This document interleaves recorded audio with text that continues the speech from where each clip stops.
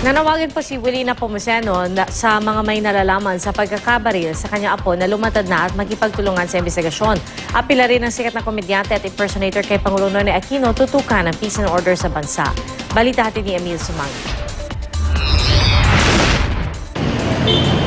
Matagumpay daw ang operasyon para tanggalin ang 3 balang bumaon sa katawan ng apo ng batikang impersonator na si Willie Nepomuceno. Pero kahit bumubuti na ang kalagayan ng apong pinagbabaril sa Marikina, hindi na iwasang mangilid ang luha ng TV personality sa tuwing maaalala ang sinapit ng apo. Akala ko unconscious.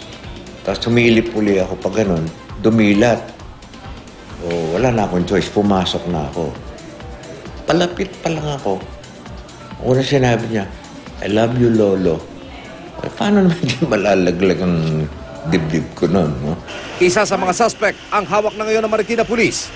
Sa Facebook account na trace ng pulisya, ang grupong nasa likod ng pamamaril, mistaken identity pa rin ang tinutumbok ng investigasyon. Pero kahit nakuha ang plaka ng sasakyan na ginamit ng mga suspect at alam ng kapwa ring tiga Marikina ang mga suspect, sana raw hindi mabahira ng impluwensya ang kaso. Ito yung retiring places of mga retired generals, mga businessmen, mga ganun. Malalaki bahay dun eh. Parang medyo may konting exclusivity yung lugar na yun in terms of, you know, kumbaga, sa Forbes ako, yung ganun ba. So mga affluent. Pero may diretso siyang panawagan sa Pangulo na sana raw tutukan di lamang ang sinapit ng kanyang apo, kundi ang sitwasyon ng peace and order sa bansa. Dapat talaga yung leader ay hands-on, no? Every nook and corner, every move, every step of the way, involved siya at may constant monitoring. Hindi napigil ni Nepomuceno ang damdamin.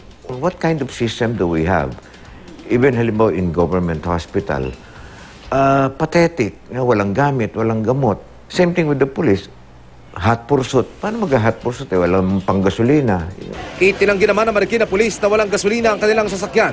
May mga witness na rin daw sila para mahabol ang mga suspect. Hindi agad nakakilos dahil wala raw pang gas yung ating pulis. Ano hong... Ay, hindi po totoo yan kasi okay. Every 10,000 po ang budget yan per mobile. Yung mga saksi daw ho, takot dahil may mangkaya daw itong suspect? May Protection? mga nagbigay naman po ng mga statement. Yung Apo. iba naman po kasi ayon sa balibalita na nakukuha sila pero kinukumbinsi po namin at medyo may nakukumbinsi na rin po kami sa iwar din ng kalaban yan. Nanawagan rin si Nepomuceno sa mga nakakita at may alam tungkol sa kaso na makipagtulungan.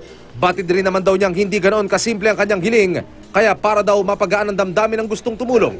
Hinaluan pa niya ng biro ang pakiusap. Pakiusap po,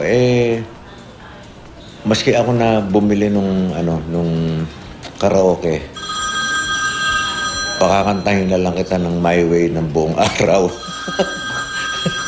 Sino ba to? Emil Sumangil, GMA News.